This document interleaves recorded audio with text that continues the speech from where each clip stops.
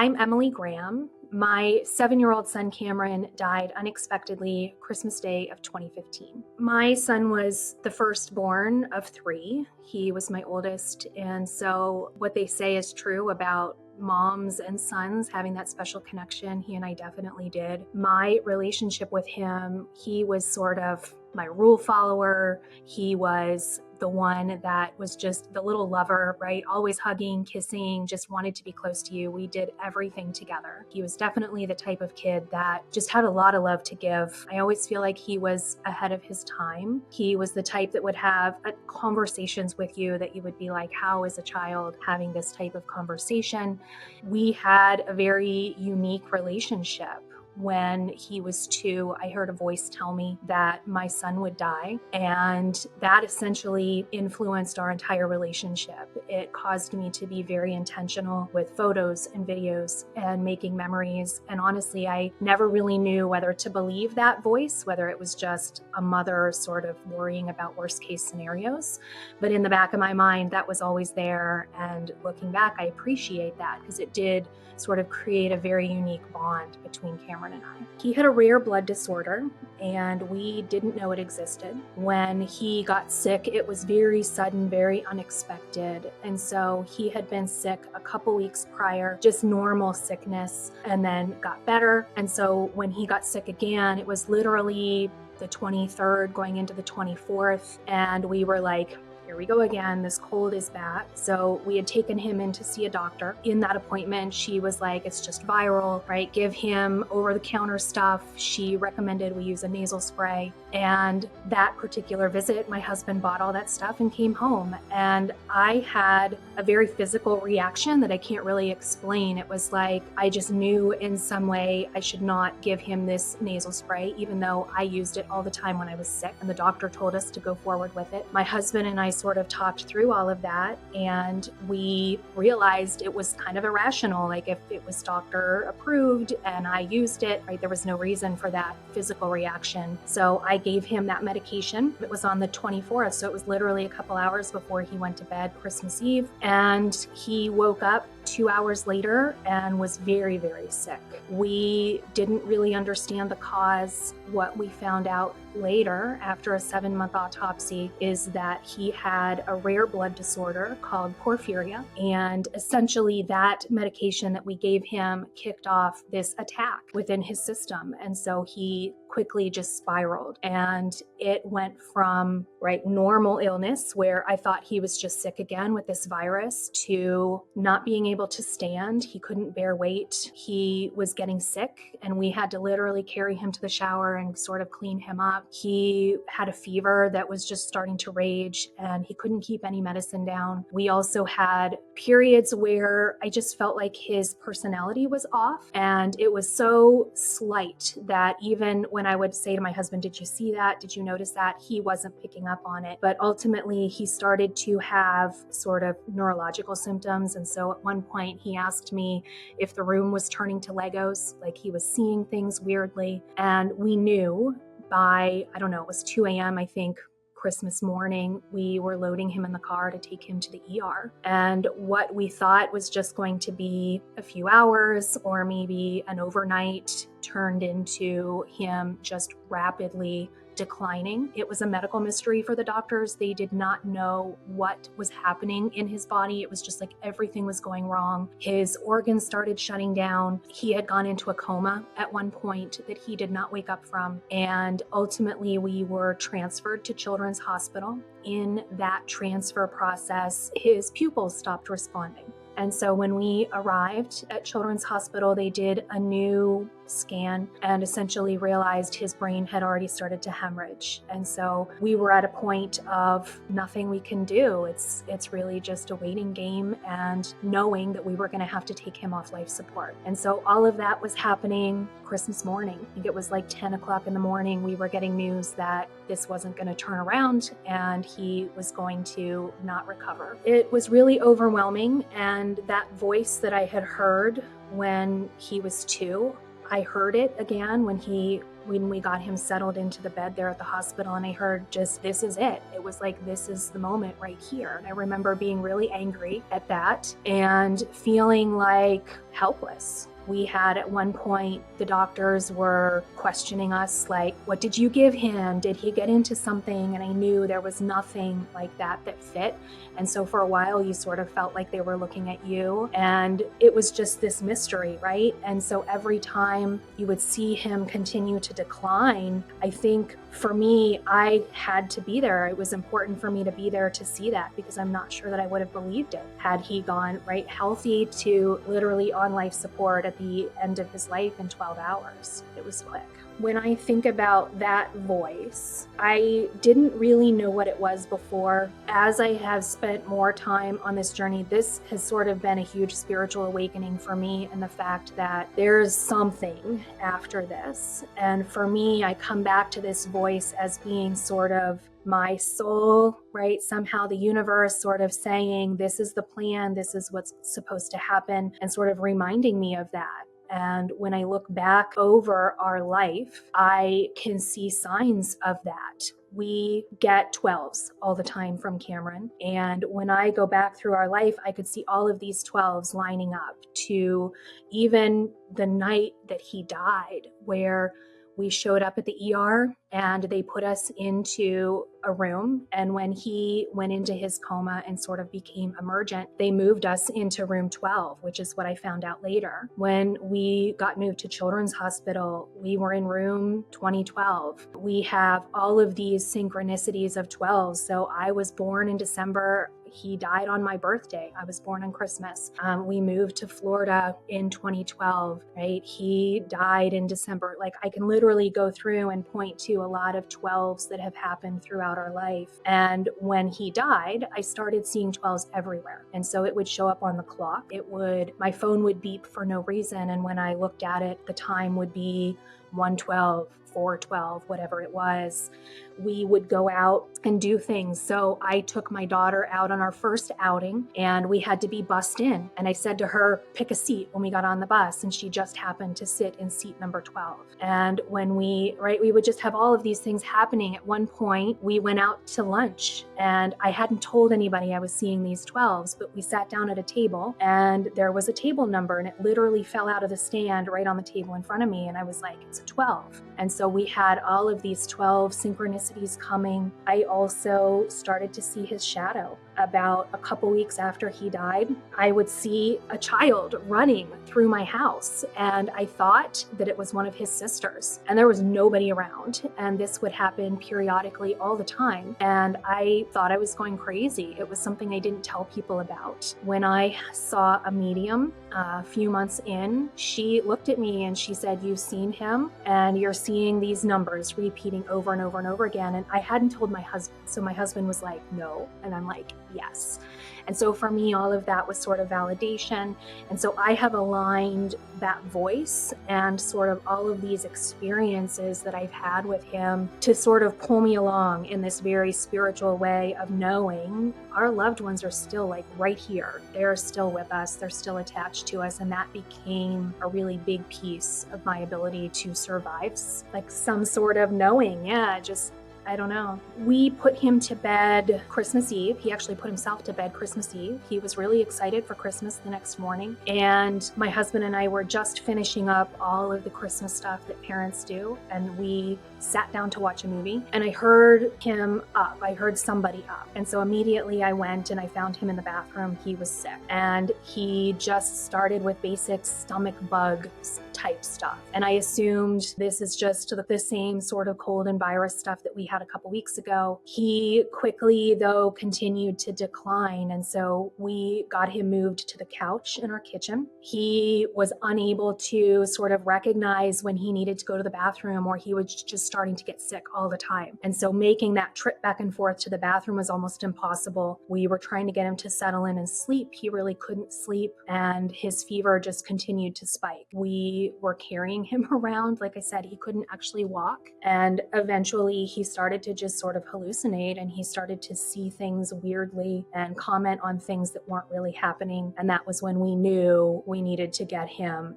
to a hospital. We thought he was just getting a cold. And so we knew going into the weekend we needed to get him in to see a doctor. We thought we were just going to need like a Z-Pack or, some sort of antibiotic, maybe like an ear infection, something like that. So 2 days before Christmas, he complained of an earache. He was getting sick. We knew we were going into a weekend and needed to get him in to see a doctor, especially with the holiday. My husband took him in, and it was recommended that we start him on an antibiotic and that we get an over-the-counter nasal spray just to help clear up his congestion. I had a physical reaction to that nasal spray, did not want to give it to him for whatever reason. I was like, I don't think he should have this. We talked ourselves out of it. And so a couple hours before bedtime, I administered the nasal spray for him, and he went to bed. Everything was fine. So when we got to the hospital, I had kind of that naive feeling of, as long as I get him to the doctors, he's going to be fine. And I remember starting off that evening thinking they were just going to run a couple tests, everything was going to be fine. And when things came back sideways, I remember just feeling like we found it. Like, this is the thing. They know what it is. Now we just need to treat it. And when they continued to get weird symptoms and things coming back, it was nerve-wracking. And at one point when we couldn't wake him, we were going to tell him about a spinal tap. And when we couldn't wake him up, I knew things were bad. And the emergency room, like the doctors there was a lot of energy happening at that point, and they swiftly moved us into a bigger room. They were bringing in lots and lots of people and sort of expediting the process of getting this procedure done. And still in my mind, I was like, I need to stand in the back of the room. I need to stay out of the way because they're helping him. They're doing whatever they need to do. And I still had this feeling that they were going to find it. They knew what it was. And as soon as we did this test, right, we would know and they would be able to treat it. And so continuously we would get these results back, and it wasn't anything that was necessarily pinpointing it, but I still had people in the room reassuring me that we were okay, that everything was fine at that point. We had the team from Children's Hospital showing up. They were intubating him at that time, and they were assuring me there's not a medical reason for it. We just want to protect his airway while we transport him.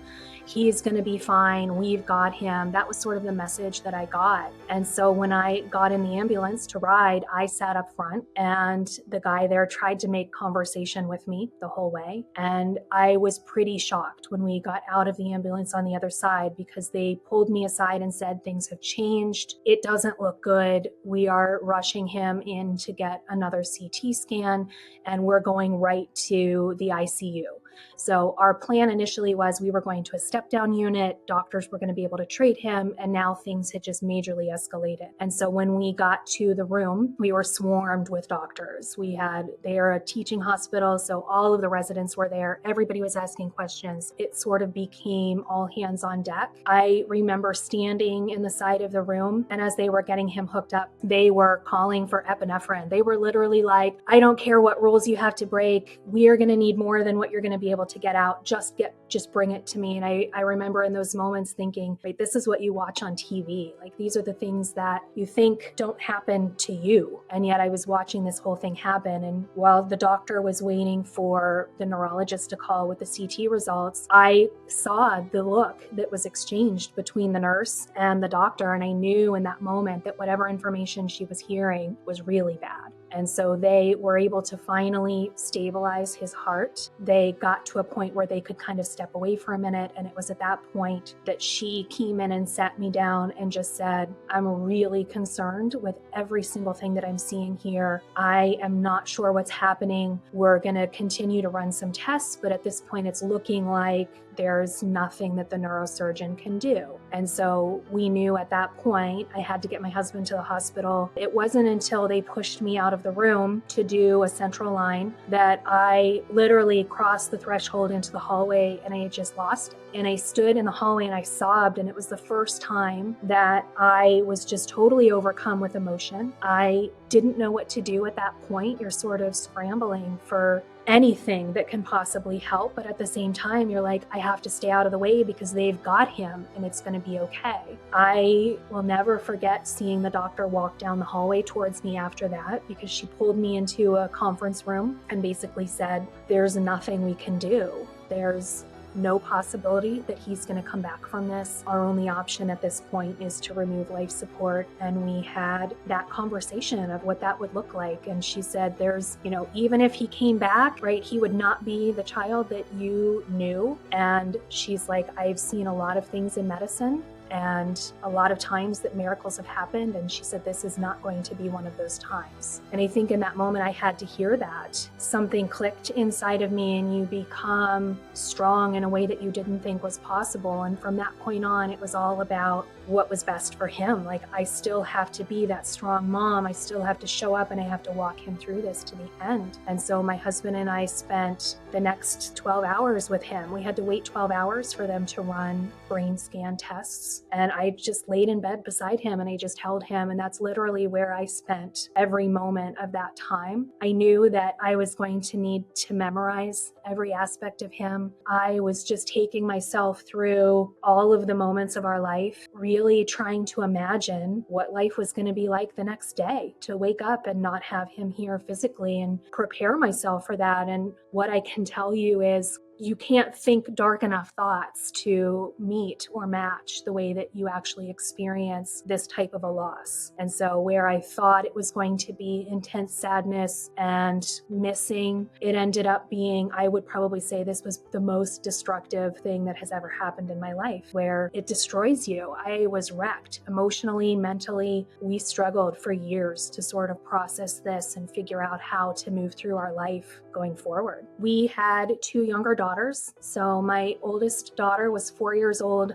My youngest daughter was only 6 months. And so we were heavy in just day-to-day parenting and taking care of kids. It felt like drawing straws a lot of days to be like, who has enough energy to get up and change a diaper or to make a meal for the girls or to do those basic things that parents do. We struggled. We spent a lot of time on the couch trying to do mindless things just to distract ourselves because it's really hard to be with the reality of one of your children not being there. I used to have panic attacks. When it got dark outside, when I had to go into our kitchen, I immediately would have a full-blown panic attack. And so I got to a point where I had to plan my days around the sun going down. And so we moved our youngest daughter into our bedroom, and I literally had to get anything I could possibly need overnight to care for her and bring it in with me so that when she woke up in the middle of the night, I didn't have to go anywhere near that kitchen. We had to wait the 12 hours so that they could run brain scans, and they had a series of tests that they put him through just to determine if there was brain activity. And so my husband and I chose to be in the room for that. At the end of that, they confirmed there was no brain activity in the ways that they would have needed to see it. Protocol should have been that we would have waited an additional 12 hours and they would have run those same tests again just to confirm with a different team. And we sort of looked at each other and we were like, this isn't fair to him. Every